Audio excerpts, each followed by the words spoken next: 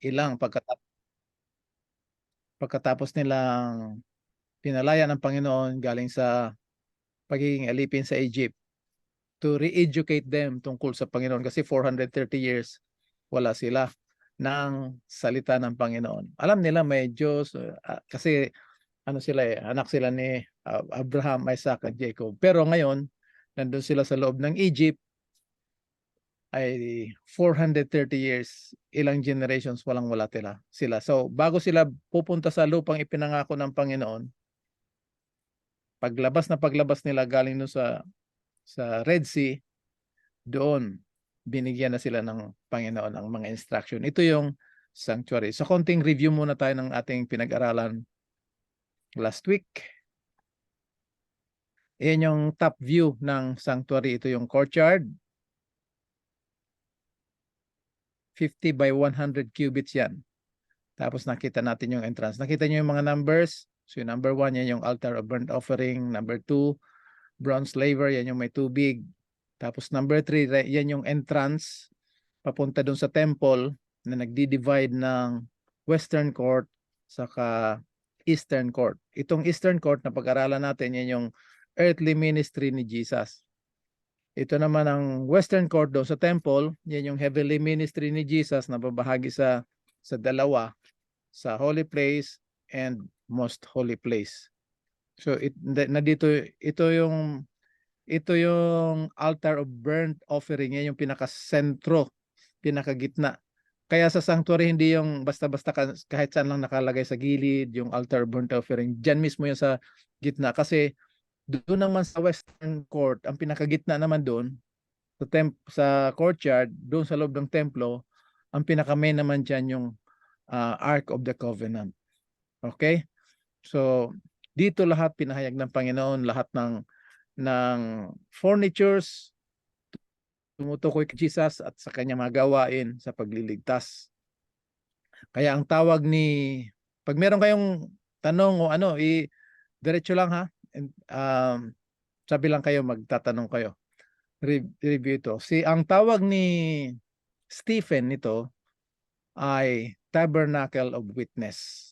Sabi niya sa Acts 7:44, yung pinakamahabang sermon sa New Testament, Acts chapter 7. Our fathers had a tabernacle of witness in the wilderness. Yan na yung tabernacle or yung sanctuary na pinatayo ng Panginoon kay Moises. Ngayon, si Pablo naman sumulat sa mga taga-Hebrew na yung mga Hudyo na na-convert sa Christianity tapos they were in danger na babalik naman doon sa mga rituals. So dito sa Hebrews chapter 4, sinabi niya na indeed the gospel was preached to us. Yung mga contemporary na mga Hudyo niyan nung panahon ni Paul. Kuya Pipes, gagawin pala kitang ano? Co-host, sige. Saan nga yung participants? Oo. Nandito na si Brother Wilmer. Oo. Good evening, Brad. Good evening. Kumusta? Evening, Welcome. Duty ako so makikinig lang ako. Sige. Sige. Kaumpisa lang. Sorry talaga. Karapi yan si Wilmer, yan yung choir director namin dito. Hi, good evening. Good morning sa inyo lahat yan. Pasensya na kay duty. Yung nag-initiate itong Bible study uli. Tapos syempre meron naman tayong natin ng Bible study. So ituloy na natin. Ako lang ang medyo nawala-wala muna ng ilang months. 5 months. Almost 6 na kasi October na. Sige lang. Okay. Hindi pa naman huli lahat no? Hindi pa naman nag-close ng probation, di ba? Wala pa. Pero malapit na. Malapit na. Malapit na yan. Malapit na yan. Yan naman yung kita mo meron Rafael Marfuri, yan yung contemporary ni Kuya Piper sa Pilipinas. Okay. Retired colonel yan. Ang asawa niya si Ate Nets, naman, retired naman, di ba? Si Ate Nets. Yan, retired nurse yan. Hindi pa yata retired. I'm not sure. Pero nurse retired na. Retired na, ha? Nakapunta na kami dyan last year sa bahay nila. Buti pa kayo. Retired na. Kami kahit pa rin. Sige, tuloy tayo, no? So, ngayon, yung sinabi ni Pablo na the gospel was preached to us as well as to them, yung them tinutukoy niya dyan, yung mga Hebrew na lumabas galing sa Egypt. Kaya nga lang may problema. The word which they heard, narinig nila, did not profit them, not being mixed with faith in those who heard it.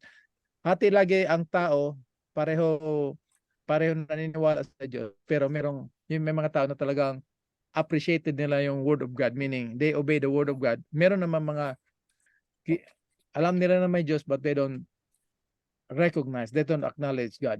So dito, paano na-preach yung gospel to them and yung to them? So through the sanctuary message. Tapos na pag-aralan natin na yung pinaka-entrance ng sanctuary, no? Kita natin yan? Yung entrance. Yan ang tumutukoy kay Christ that He is the door. If anyone enters through me, he will be guaranteed. Saved talaga.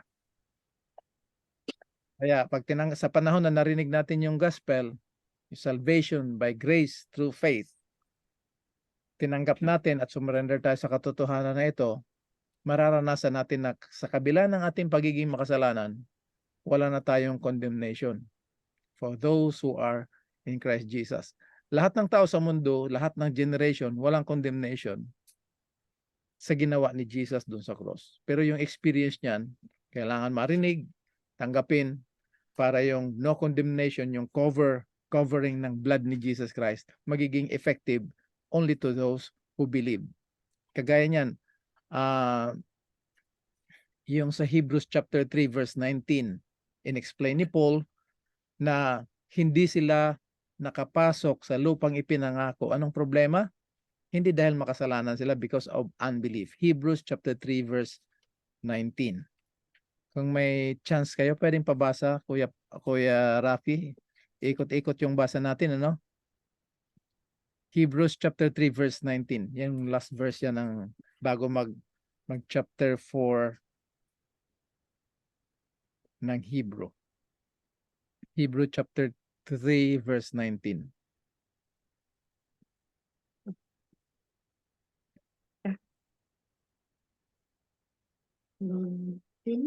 Grade 19. Oh. So Hebrews 3:19. So we see that they were not able to enter because of their unbelief. So ang case ng hindi tayo makapasok talaga sa Panginoon, yung experience ng salvation because of unbelief.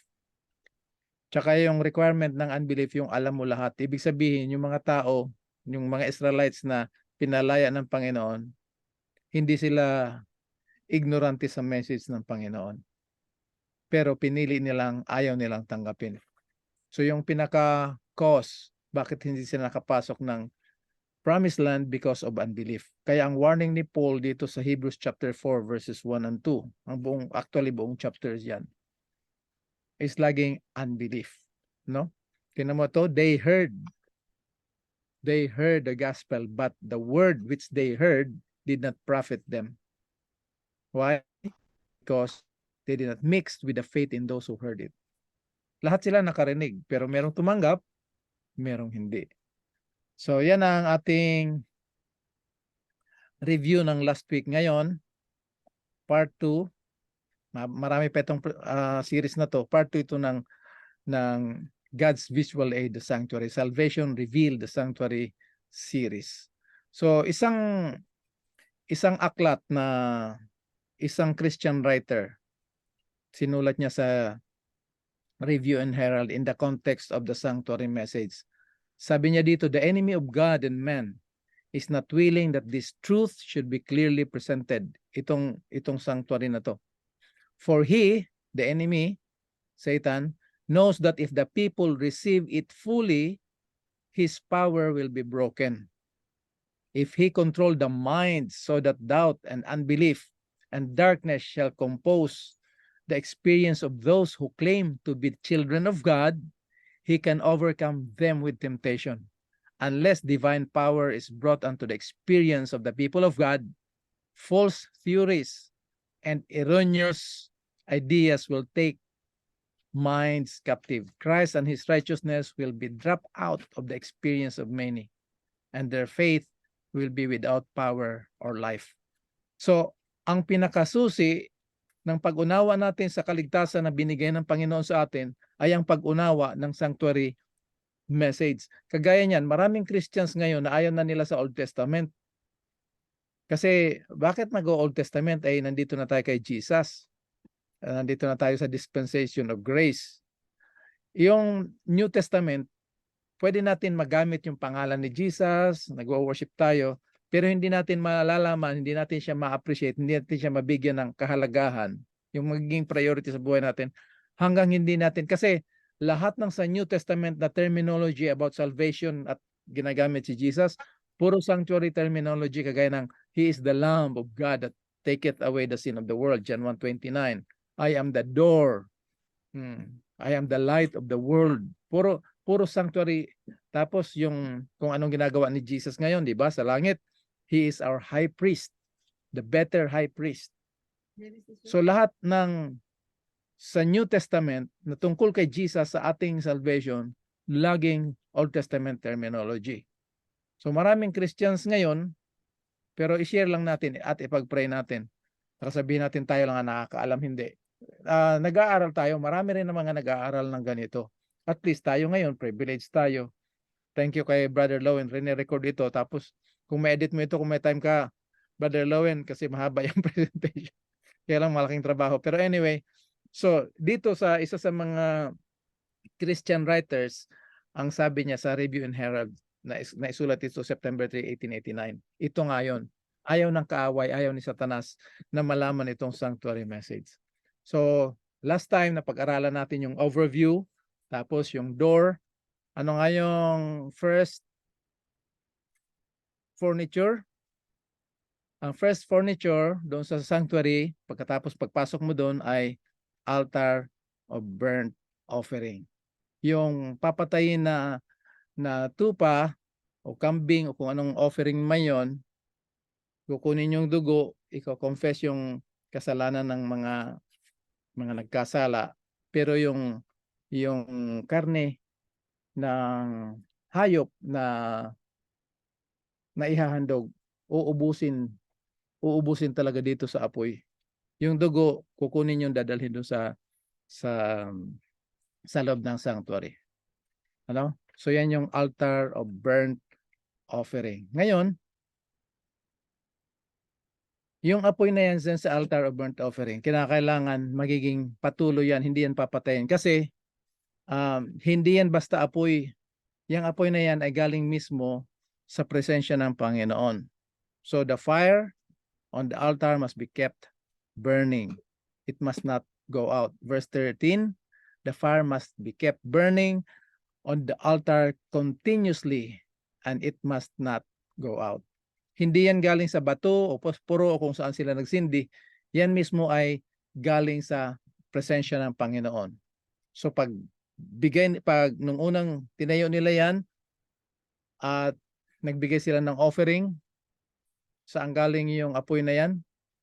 Out from the presence of the Lord, and consume upon the altar the burnt offering and the fat, which when all the people saw, they shouted and fell on their faces. Meaning nag-worship sila, nagpasalamat sila sa Panginoon na tinanggap yung kanilang offering.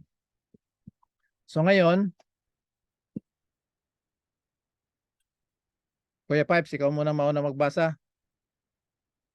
No? Dito. Sige. Sunod-sunod tayo. Kuya Piper, Kuya Rafi, Atinets, si Robert, tapos kung may chance si Lowen.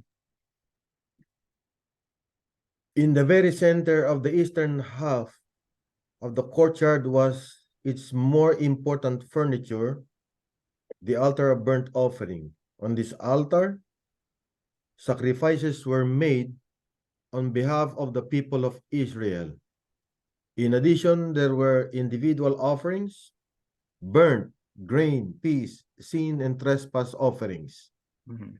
Nandiyan niya sa Leviticus. Leviticus chapters 1 through 5. Patuloy Kuya Mm. Pipes. Also, offerings for Sabbaths, new moons, and special feasts. While sacrifices range from pigeons to bulls, the most prevalent animal that was sacrificed was an unblemished male lamb of a year. No matter what the sacrifice, it had to be without defect.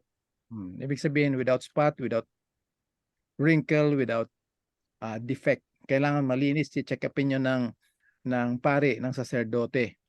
So yan yung doon sa Old Testament. Welcome, Sister Eda. Magandang gabi dyan sa iyo. Ngayon, titingnan natin Thank ito you. ang fulfillment kay Jesus Christ. Si Kuya Rafi naman. Yung color coding natin, yung itim, yan yung shadow, yan yung figure doon sa Old Testament. Tapos, yung blue, yan yung ang Diyos, ginawa ng Diyos doon kay Kristo para sa atin na dinadala ng banal na Espiritu. Kuya Rafi, pwedeng pabasa? John 1:29. Christ, perfect life. All of these sacrifices had their fulfillment in only one true and meritorious sacrifice, that of Jesus Christ crucified on the cross. Using sanctuary language, John the Baptist referred to Christ as Lamb of God who takes away the sin of the world. Yan. Nung dumaan si Jesus, sabi ni John the Baptist, tingnan nyo, behold, the Lamb of God which taketh away the sin of the world. So yung si Jesus, ang purpose niya talaga pagpunta dito sa lupa ay tatanggalin yung ating kasalanan. At doon niya tinanggal yan doon sa cross. So yan ang ibig sabihin na the fire that consumed from the presence of God dito sa altar of burnt offering. Walang maiiwan na kasalanan ni balahibo o kung anuman. So lahat ng pag-aari ng kasalanan ay tutupukin dito sa altar of burnt offering. Bago mag-umpisa lahat ng mga seremonya mula sa laver, na ito yung kasunod natin, papunta dun sa papasok sa holy place, most holy place, kailangan meron muna ditong susunugin muna yung handog. Ano? Tuloy natin, Kuya Raf.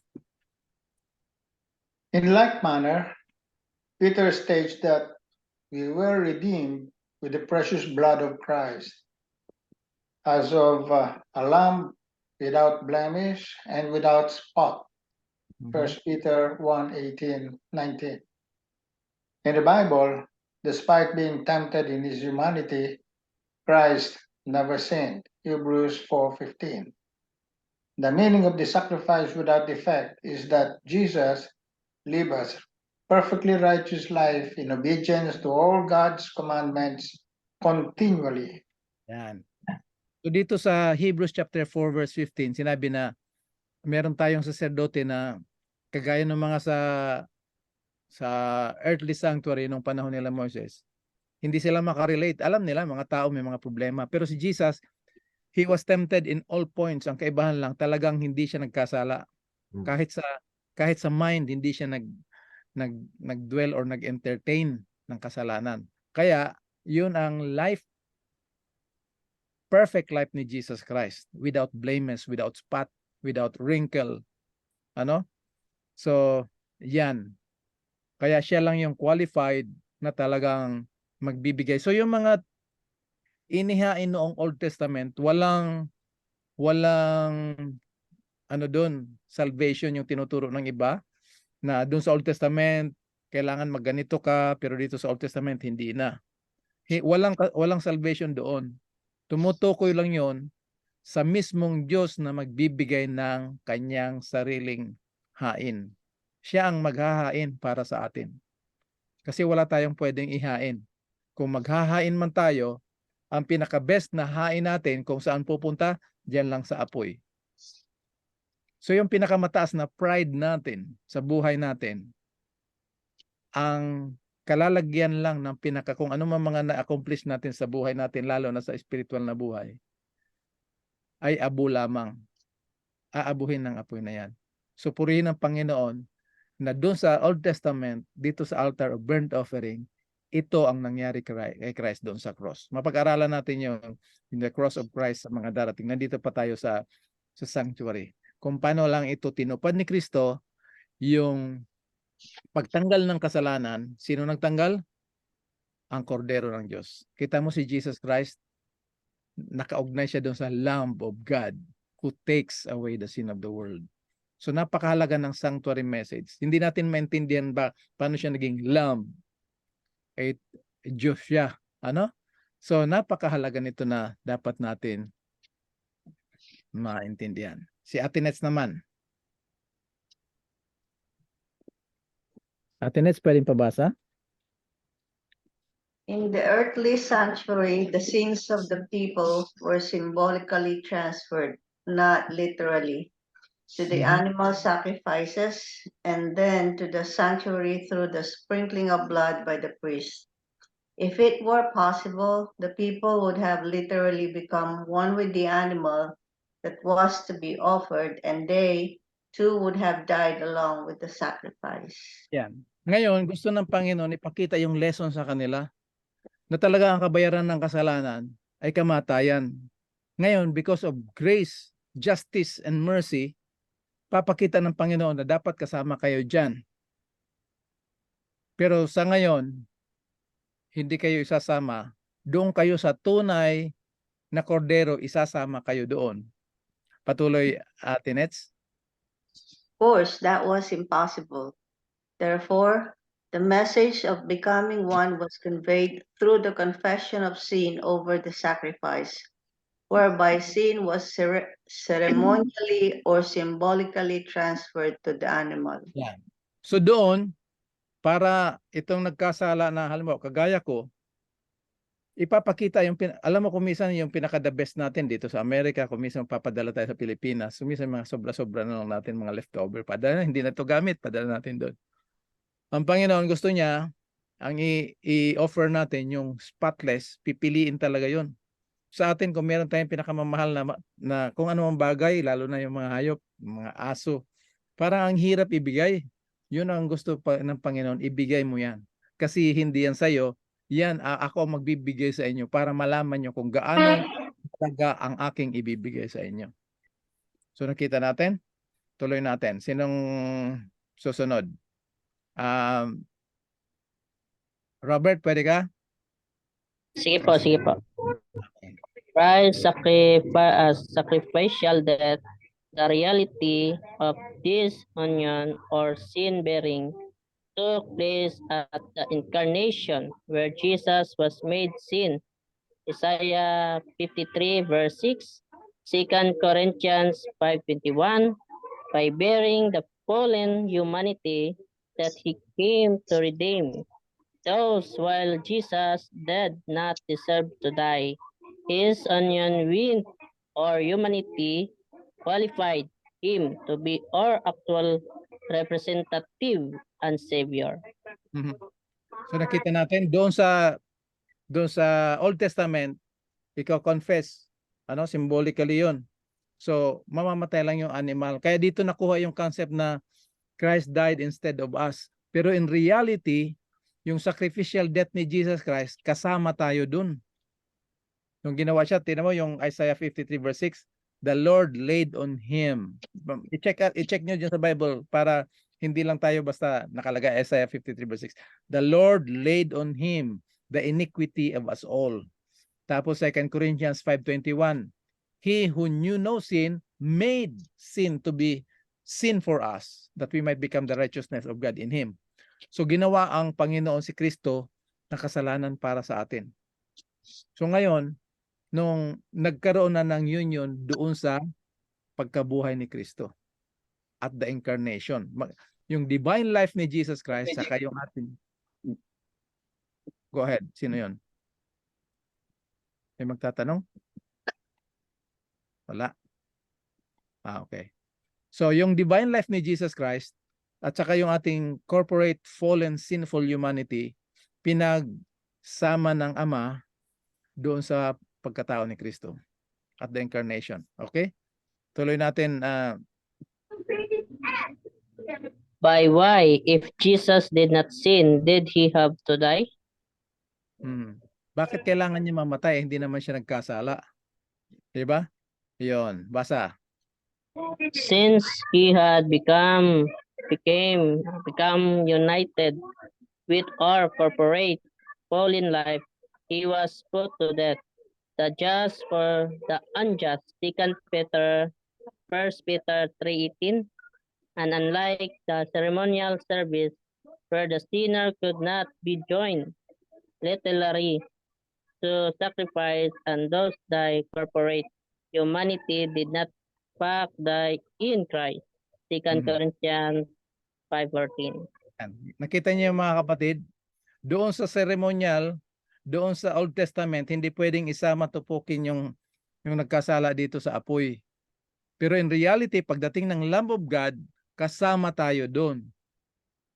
Ano? Doon sa kamatayan ni Kristo. 2 Corinthians 5:14. The love of Christ constraineth us because we are convinced that if one died for all, then all died. So dito yung union ng divine life ni Jesus Christ, yung divine life ni Jesus Christ, hindi yun namatay sa cross. Mananatiling buhay yun. Ang namatay doon kay Jesus sa cross, yung humanity na kanyang tinaglay at the incarnation na kasama tayo doon yung ating humanity. Ngayon, nung nabuhay si Jesus na mag-uli, the resurrection, yung buhay niya, maganda ito mga kapatid. Bago siya namatay, ang tawag sa kanya, the only begotten Son of God. After the resurrection, he became the first fruit among the dead. Ibig sabihin, yung life ni Jesus na sa kanya yon, eternal life, ngayon naging shared life. Ganda, no? Amen. Yung buhay natin ngayon, hindi na tayo ito. It's not I, it's no longer I that live, it's Christ liveth in me. Yan ang gift of faith na binigyan ng Panginoon sa atin. O, sinong susunod na babasa? Ate Nets. Si Ate Nets. This became possible only as a result of the miraculous union of divinity and humanity. Hebrews 2:14, that began at the incarnation and lasted until the cross, where the world was judged. John 12:31.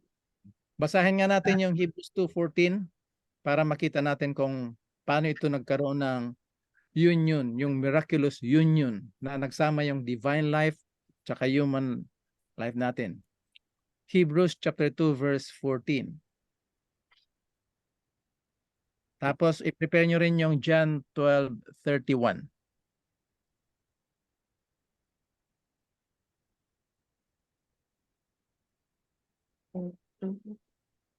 Hebrews 2:14.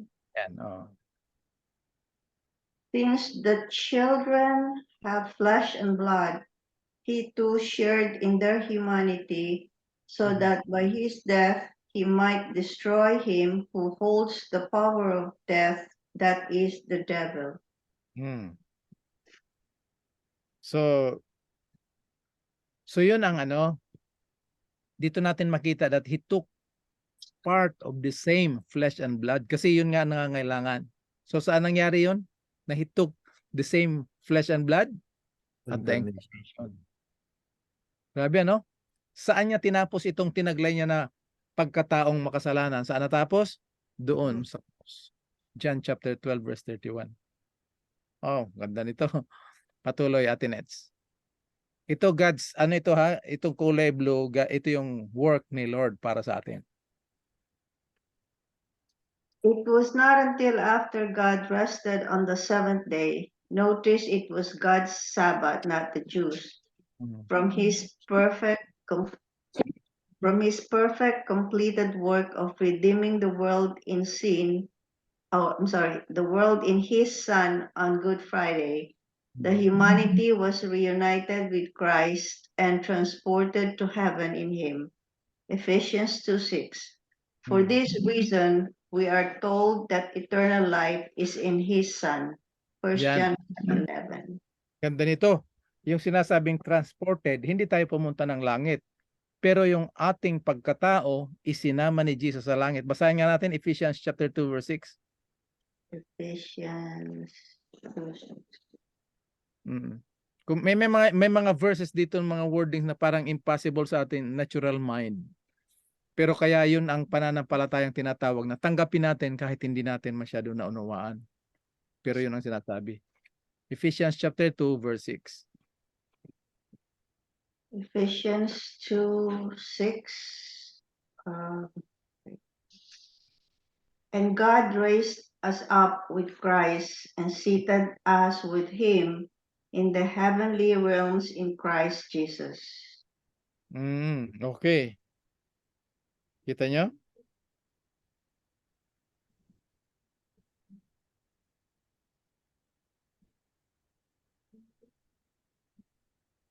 He made us sit together. Pagbalik ni Jesus doon, kasama na tayo. Kaya, kung maalala nyo yung sa Philippians chapter 3 verse 20, ano sabi ni Paul doon? Our citizenship is in heaven. Na-discuss na natin yan nung panahon, no? Nung mga nakaraan. Our citizenship. Sa King James, ang term na ginamit doon ay conversation. Pero sa original, citizenship.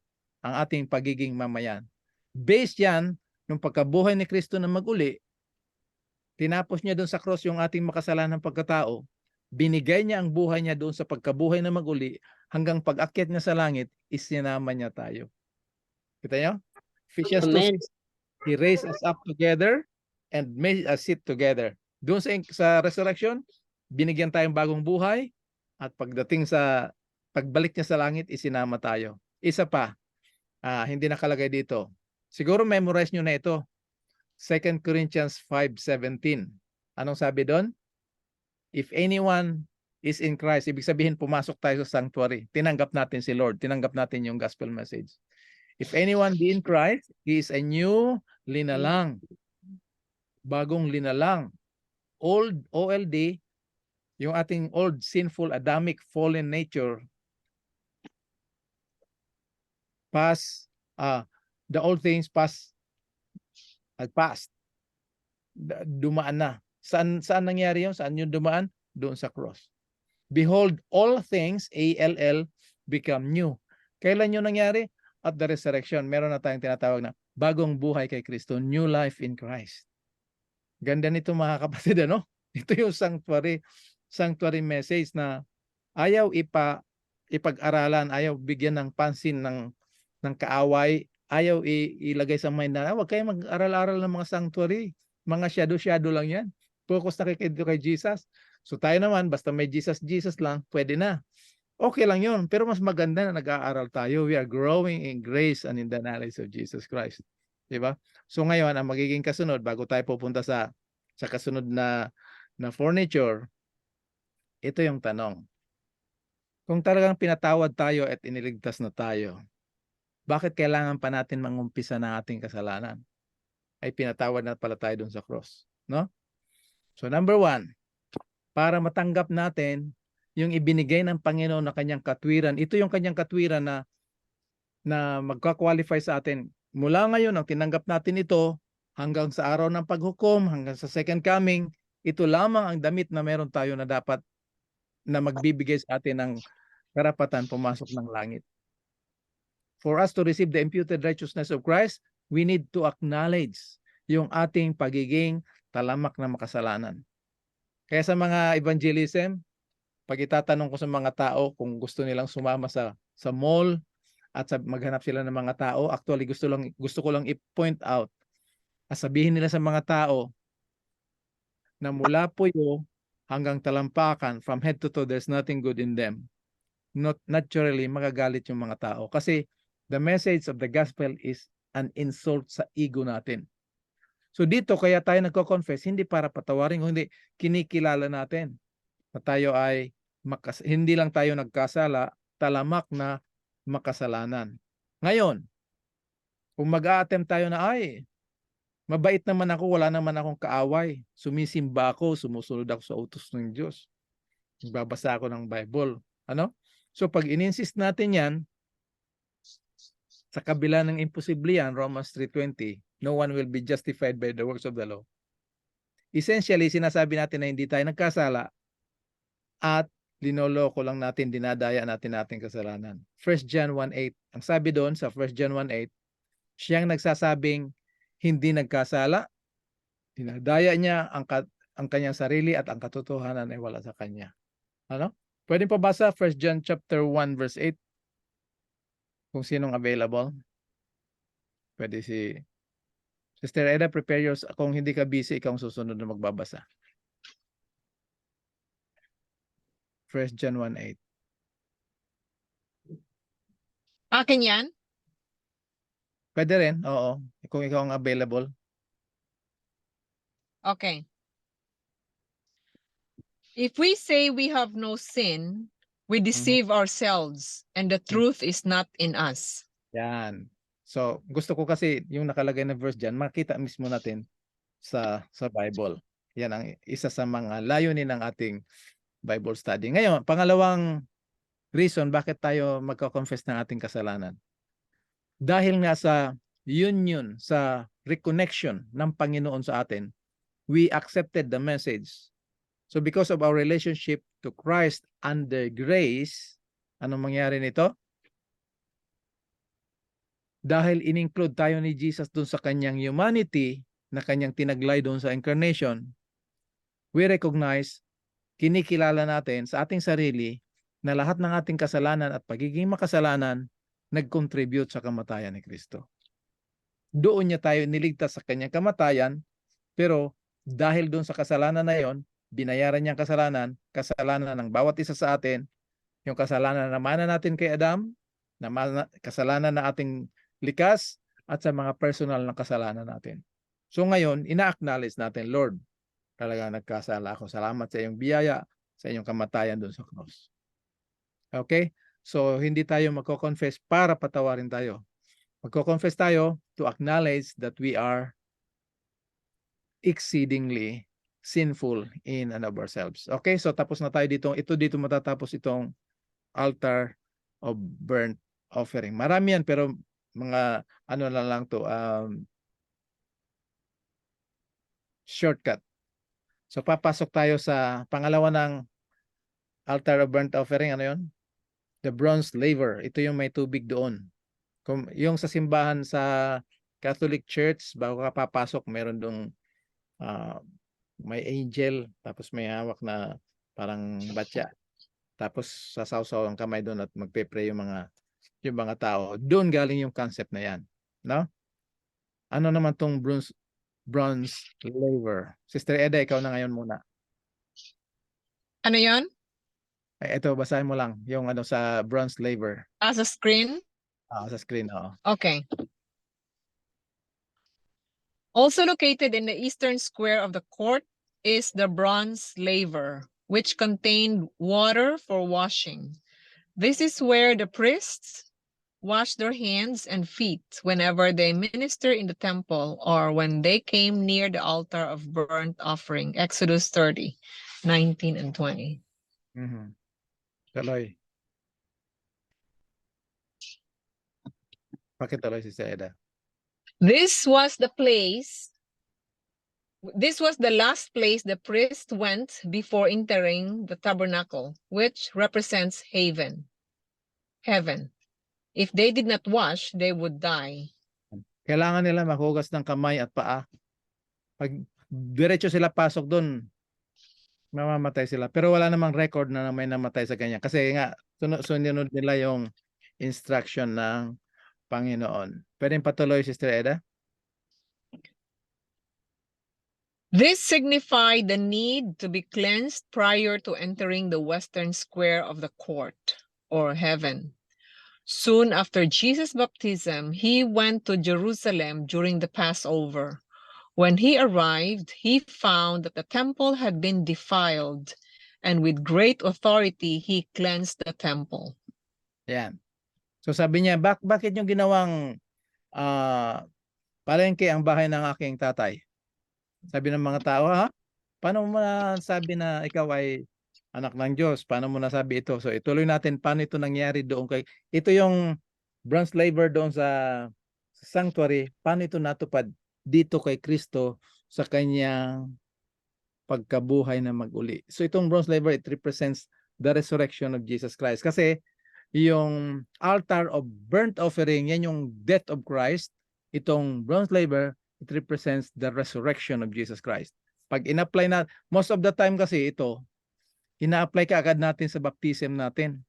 Bago tayo mabaptize, tingnan muna natin ano ang foundation, bakit kinakailangan tayo mabaptize.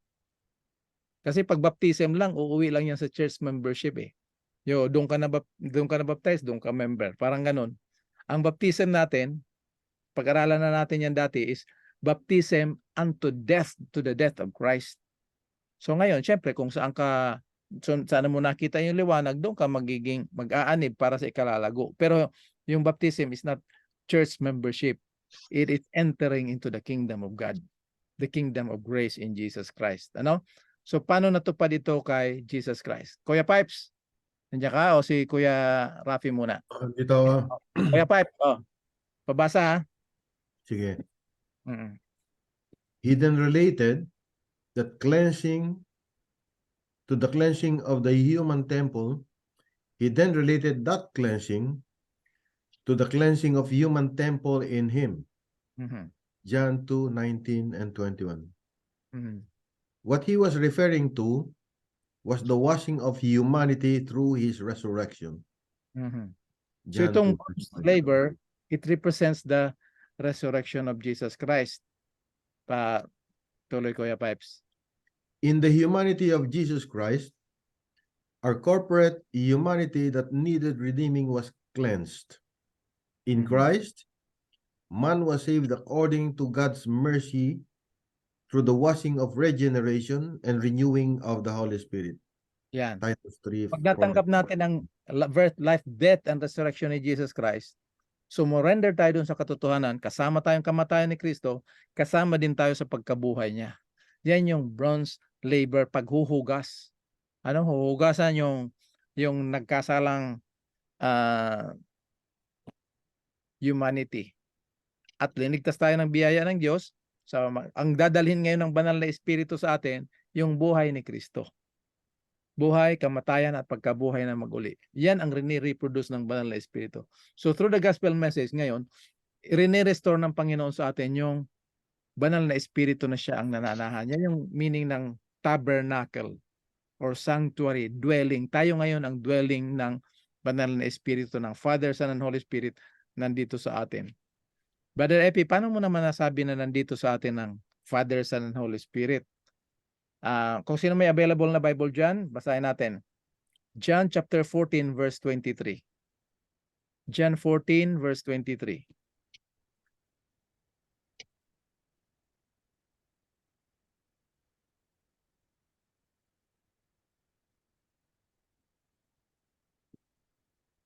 John 14 verse 23.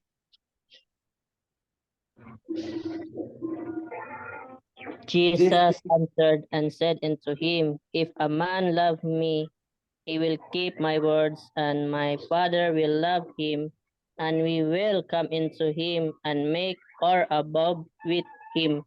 We will make our abode, tirahan. Mananahan yung, sino yung maninira sa atin dyan sa verse na yan? Si Jesus at ang Ama.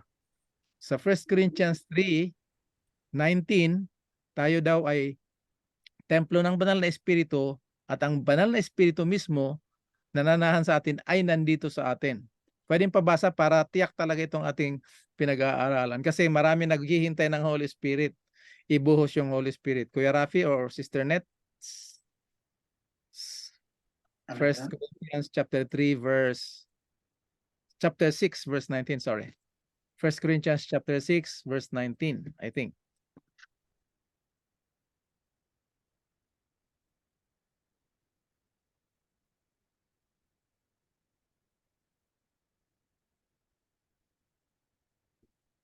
Do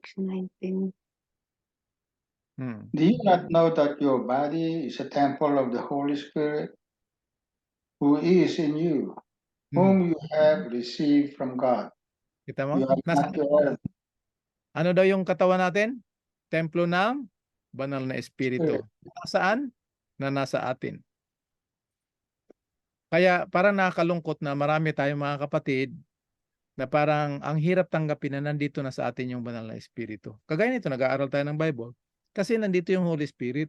sagana ang ating sarili. Dapat manonood tayo ng TV kung anong gagawin natin. Manonood tayo kung anong nangyayari sa mundo.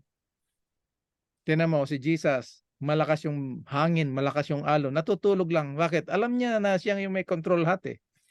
Ay ngayon, pwede pala tayong kasama ni Jesus tapos yung mind natin wala sa kanya. Sabi ng mga disciples, Master, patulog-tulog ka lang eh, mamamatay na kami. Sabi ni Jesus, sandali ha, para makita nyo talaga na huwag kayo matakot.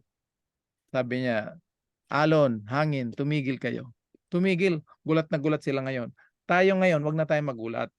Kasi yung kapangyarihan ng salita ng Diyos, ito yung nagbabago sa atin, ito yung nagpapalago sa atin sa spiritual. Kasama natin ang Panginoon all the time through the Holy Spirit. Okay? So, yun lang ang gusto kong i-emphasize ngayon na nandito sa atin ang banal na Espiritu. Okay, ngayon, applying this bronze laver, si Kuya Rafi naman ang magbabasa ngayon. Kasi nandiyan na siya. Kuya Rafi. In the context of believers being able to enter the holiest, the very presence of God through the humanity of Christ, we are told that we can draw near with full assurance of faith. Yan. Meron tayong Hebrews direct 10 and 10, 20. meron tayong direct access. Siguro basahin natin Kuya Rafi sa Hebrews chapter 10 verses 19 and 20 hanggang papunta ng 22. Bakit? Paano tayo pupunta doon ng direct? We can draw near with full assurance of faith. Bakit daw? Because our hearts have been sprinkled from an evil conscience and our bodies have been washed with pure water. Yan yung Holy Spirit. Babasa ko Kuya Rafi ha, Hebrews chapter 10, 19, 20, 21, and 22 para tuloy-tuloy. Okay. Dito na ngayon yung application ng ating baptism. Sige, Kuya Raps. Verse 19.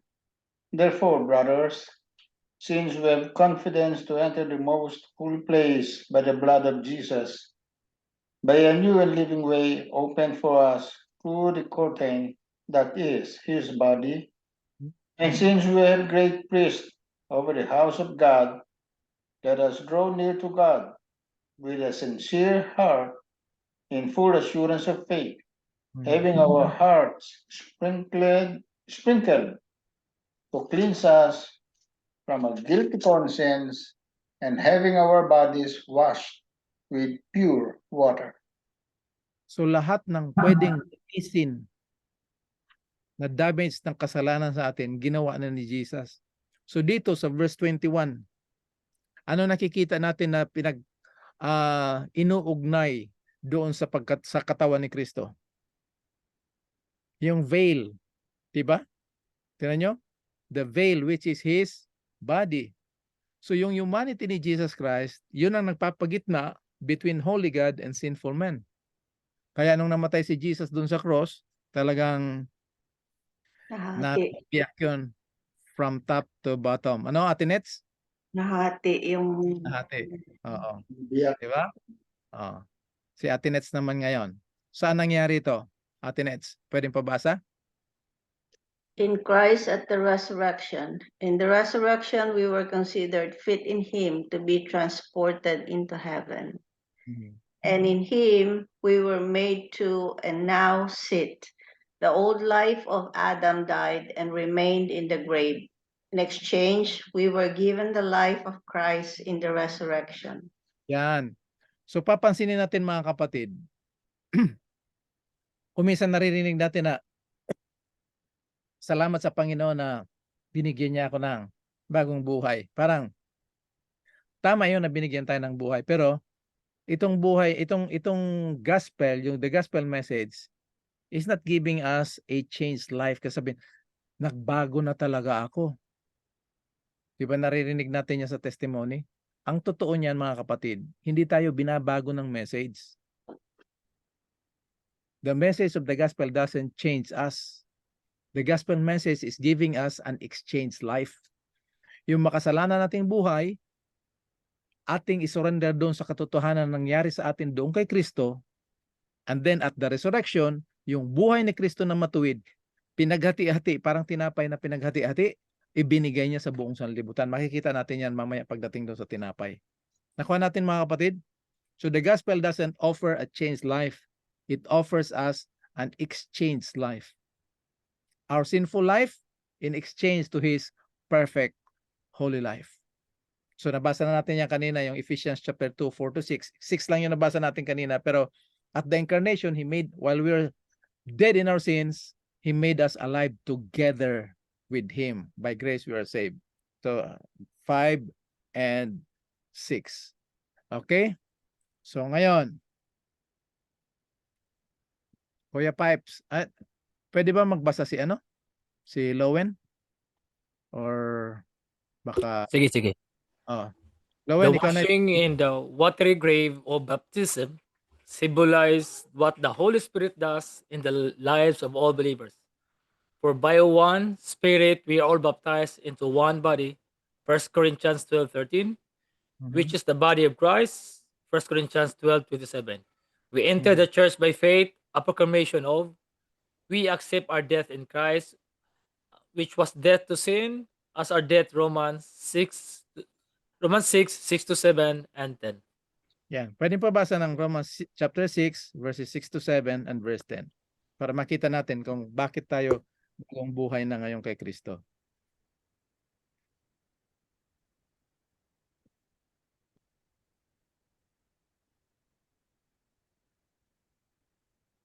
Romans chapter 6, verses 6 to 7 and verse 10. Basa. Sige. Thank you, Lowen, Knowing Meron ka this, pa- Go ahead, Pipes. our old man was crucified with him, Hmm. that the body of sin might be done away with, that we should no longer be slaves of sin. Hmm. For he who has died has been freed from sin. Hmm. Verse 10. For the death that he died to sin once for all. But the life that he lives to God. Patuloy ng 11, Kuya Pipes.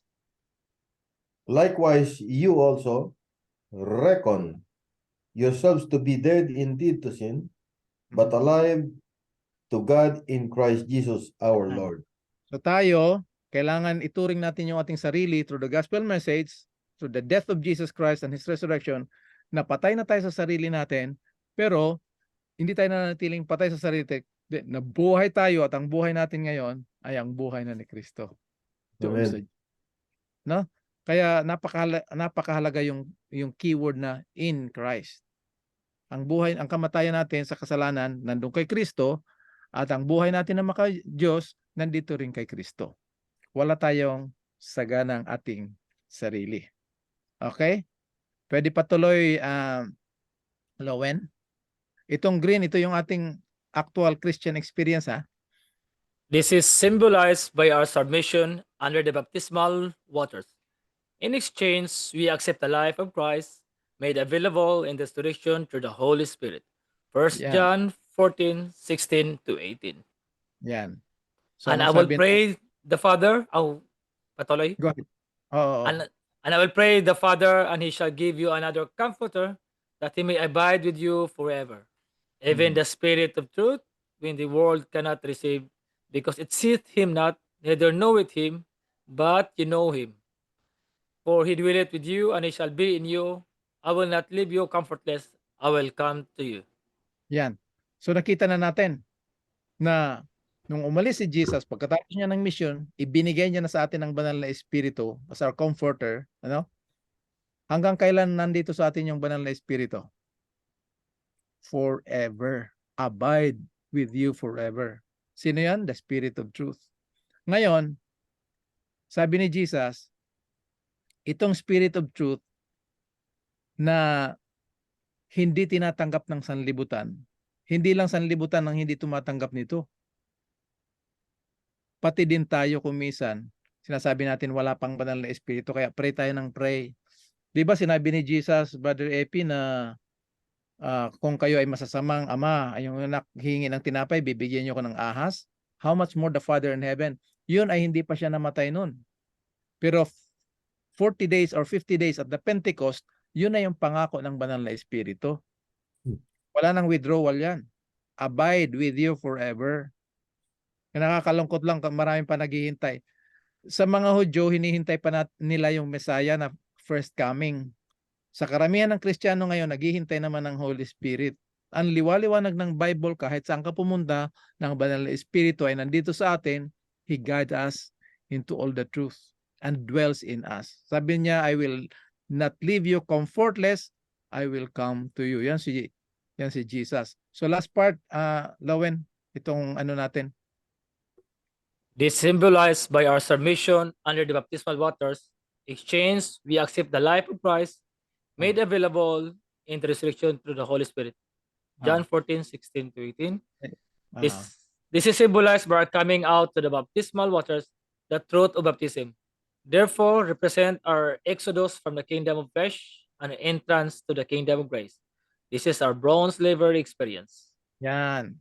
So yung death and resurrection ni Jesus Christ ngayon, yung ating bronze labor experience, ito yung ating baptism. Ilulubog tayo sa tubig, yan yung immersion, kasi baptiso eh. Immersion, at syempre babangon tayo.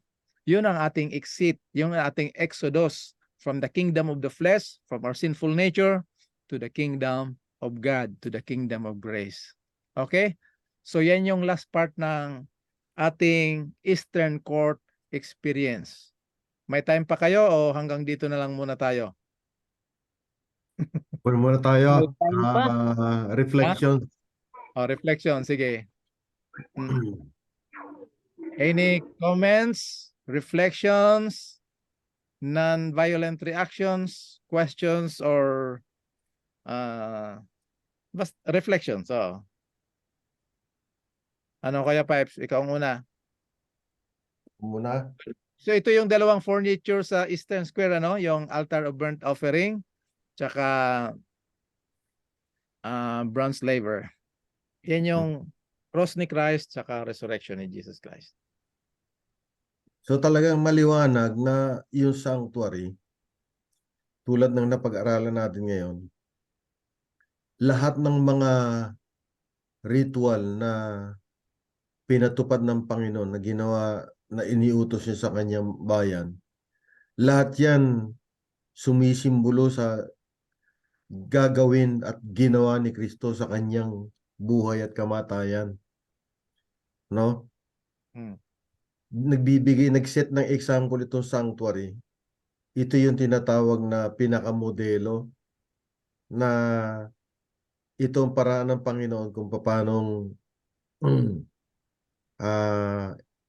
ididil niya yung sin problem sa pamamagitan ng pagdating ni Kristo dito sa kanyang holy history. Hanggang bronze laver lang tayo ngayon. Pero napakahalaga, no? Yung humanity of Christ. Talagang totoong the humanity of Christ is everything to us. Kung hindi naging tao si Kristo, imposibleng mangyari na maililigtas tayo ng Panginoon kasi yung justice and mercy nga kailangan matupad eh. Kailangan maging patotoo yun sa nagampan ng buhay ng ating Panginoon. Tapos ito rin yung baptism, ngayon lang lalo lumiliwanag na yung baptism, kamatayan. Ang naging madalas na orientation natin, baptism, membership sa denomination. Pero dito sa sanctuary service, yung bronze laver sumasagisag sa baptism, paghuhugas ng kasalanan. Tapos tayo naman, yung baptism, yung identification natin dun sa kamatayan ni Kristo. Yung kamatayan ni Kristo, kamatayan natin yon. Nagpapasakop tayo by faith. Kasi nandito pa naman tayo, no? So we accept it by faith that the death of Jesus Christ is our death. His resurrection, our resurrection. Thank you. Thank you, Kuya Pipes.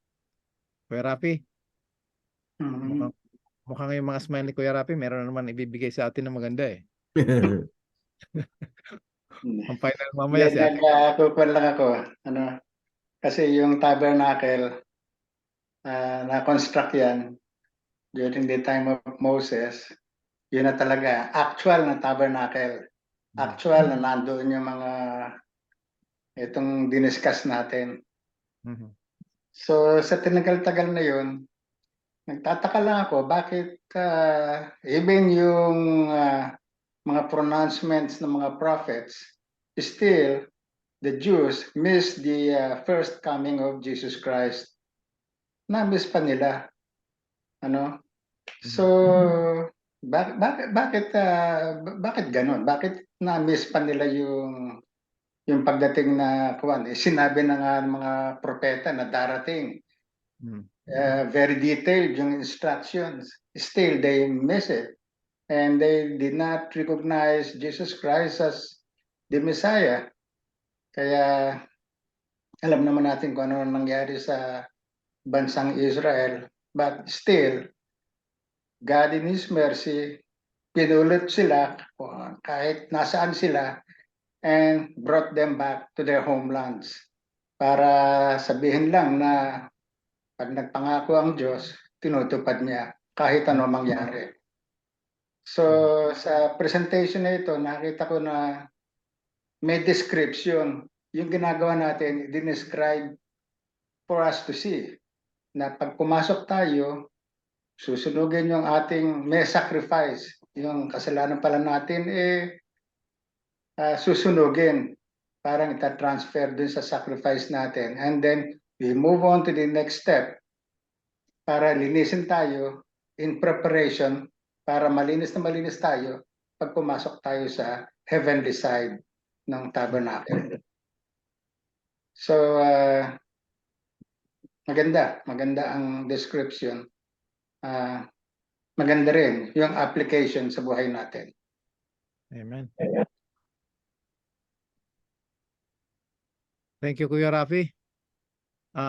Yung comment na bakit na-miss nila, kasi yun nga ang danger, di ba? Yung kagaya ng tinatanong nila, ano ang proof mo sa John chapter 2, anong proof mo na ikaw ay galing sa Diyos? Binigay niya na yung katotohanan na destroy this temple, nakasulat na yun eh. Ayaw lang talaga tanggapin. Gusto nila ang danger yung galing dito sa mga literal na mga furnitures, mga services. Tayo kasi by nature, ayaw natin na tanggapin na kawawa tayo. We are poor and bankrupt spiritually. Yung may tutulong sa atin, gusto natin, sige, kung yun ang gusto mo, Lord, sabihin mo lang, akong gagawin ko. So ngayon, dito sa sanctuary furnitures and services, natuon yung mind nila dito sa mga literal na mga furnitures at sa mga festivities. Binigyan nila yun ng salvific significance na kahit wala si Jesus, basta gawin lang namin ito. Ganun ang nangyayari sa mga tao ngayon, sa mga Christians, na kahit anong gawin ko, total, nandiyan naman ako kay Lord, ay pwede na. Kaya nga, napakahalaga ng message nito, itong altar of burnt offering. Sa isang Kristiyano, self has to be put to death. Self-denial. Yung sinabi ni Jesus na, if anyone will come after me, let him deny himself, follow me, take up his cross daily and follow me. Yung taking up his cross, hindi naman yun yung piece of wood na dinadala araw-araw. Hindi rin yun mga problema natin sa buhay kasi walang salvation dun. Hindi yung cross na yun. Kung sinasabi natin, naku, itong anak ko, problema ko talaga, ito talaga yung cross ko. Naku, itong asawa ko, talagang cross ko talaga. Walang kaligtasan dun. Hindi yun ang cross na pinapapasa ni Kristo. Ang pinapapasa ni Kristo na cross is to deny self. Lahat ng mga program natin, baliwala na yan.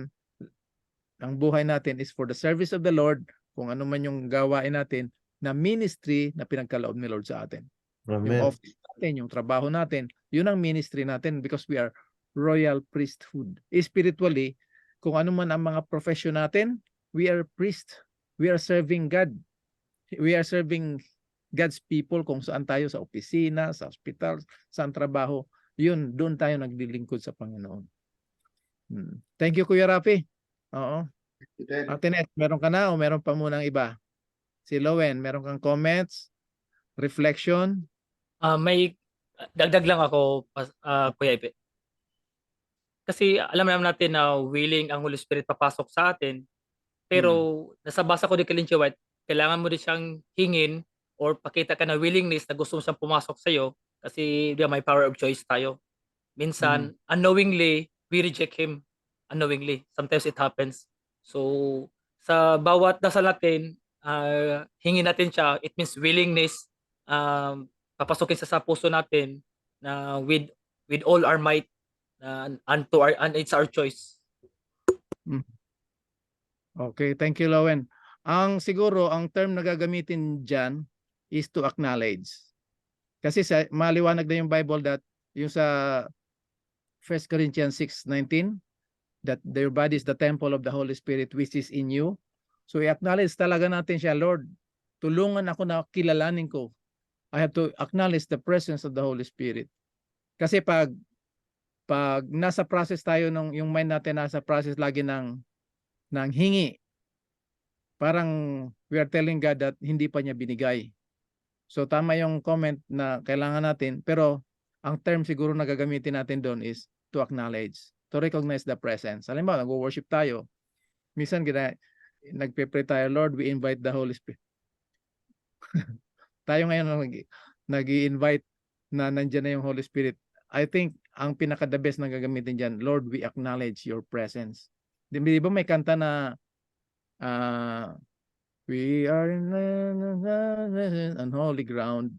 Pag magiging holy ground tayo, magiging holy temple tayo ng God, kasi nandito na yung banal na Espiritu.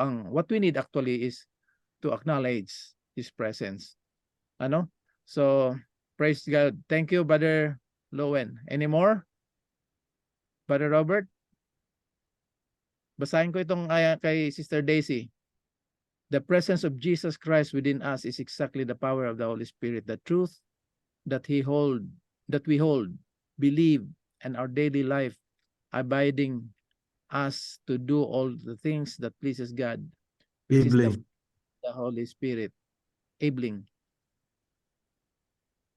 The fruit, which is the fruit of the righteousness of Christ in each of us. This is exactly the growing in grace process, surrendering ourselves in exchange of the new life that Jesus Christ has given unto us at His resurrection.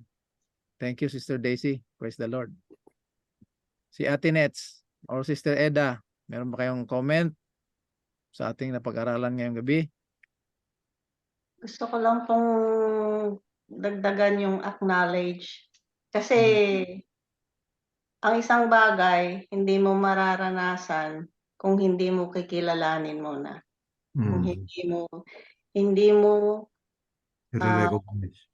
kikilalanin yung presence niya. So hindi kahit anong, parang yung kunyari sa buhay natin, mahal ka ng isang tao, hindi mo mararanasan yung pagmamahal na yon kung hindi mo kinikilala yung pagmamahal na binibigay sa'yo. Amen. Ganon din po sa Panginoon. Tama yung Kuya Rapi, di ba? Agreed. Agree ako dyan. Okay. Tama talaga na kinakailangan. Talaga, eksakto yun. Ang ganda, no? Acknowledge, kinikilala, recognize. Amen. So itong PowerPoint na to, Kuya Pipes, bigyan mo rin si Kuya Rapi yung last week. Binigyan ko na. Okay. Lahat sila, sinakop ko. Ngayon, ang gagawin natin, itong PowerPoint na ito, hanggang dito lang tayo sa bronze laver, pero karugtong na dito ang hanggang doon na ito sa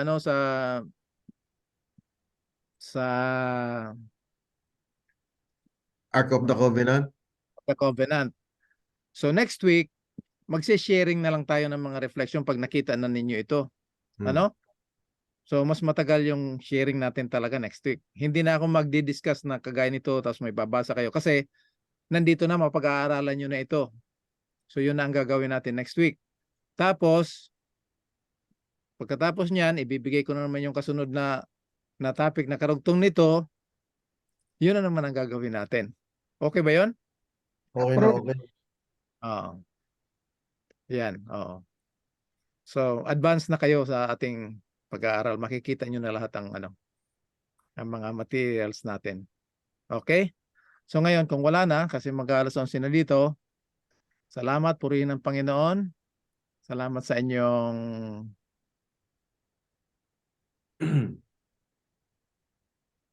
presence.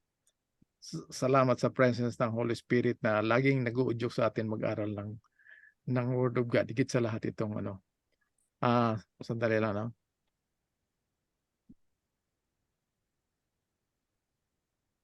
So, kaya mapapansin natin sa Catholic Church, makikita natin meron silang parang may angel doon sa likod bago papasok. Nag-ano sila doon. Yung nagugas pero yung kamay. Pero yung concept na yan, galing talaga yan doon sa sanctuary. Holy water. Yan, oo. Okay, so kung wala na, pwede na tayo siguro muna tawagin natin. We call Pray it, muna tayo. Kuya Pipes, pwede ikaw na mag-pray, closing prayer. Sige. Ama naming Diyos na inyong tahanan na nasa mga langit, maraming salamat, Ama, sa mga katotohanan ng inyong inihayag sa amin ngayong gabing ito. Na ano pat punong-puno ng kagalakan at kapayapaan ang idinulot ng mga katotohanang hatid ng banal na Espiritu na siyang nasa gitna namin, Panginoon.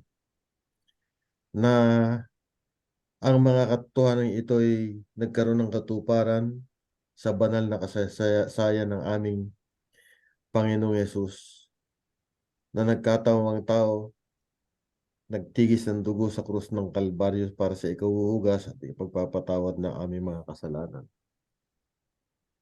At Panginoon, nawa samantalang ito'y napakalinaw na nahayag sa amin, naway magdulot ito ng magandang bunga sa bawat isa sa amin sa pamamagitan ng buhay na naglalarawan ng kagandahang loob at kabutihan ng aming Panginoong Yesus na siya rin namang inyong katangian, Panginoon. At sa aming pagsamantalang paghiwa-hiwalay, Panginoon, patuloy nawang ang pag-udyok, pagturo, pananahan ng banal na Espiritu ang aming maranasan upang ang lahat ng aming gagawin, sasabihin, isipin ay maging karapat-dapat sa inyong harapan. Magsilbing makapangyarihang patotoo sa kapangyarihan ng inyong ebanghelyo na maghubog ng aming buhay. Salamat sa pagnisayang panalangin. Ang lahat po aming inihiling sa matamis na pangalan ng Panginoong Yesus. Amen. Amen. So maraming salamat sa inyo lahat. Bye-bye po. Good night. Good Night. night. Thank you. Good night. And Good night. Email. Good morning. Good Email. afternoon. Email. buti na lang. Natuloy na rin.